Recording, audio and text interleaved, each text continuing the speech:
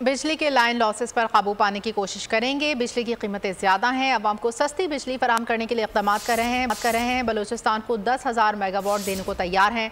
वफाकी वज़ीर तवानाई उवैस लक़ारी ने सेनेट इजलास से खिताब करते हुए कहा, आहिस्ता आहिस्ता मसाइल पर काबू पाने में कामयाब हो जाएंगे। हुकूमत की कोशिश है कि अवाम पर बोझ ना डाला जाए।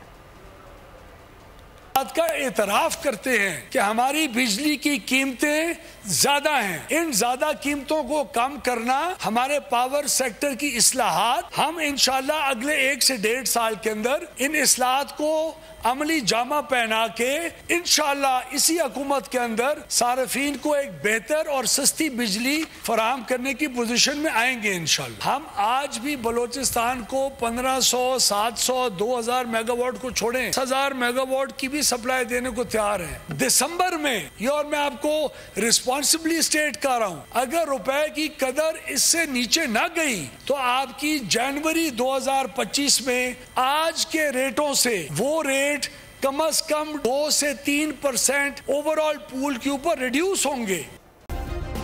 सब्सक्राइब करें और बेल दबाएं ताकि कोई खबर रह न जाए।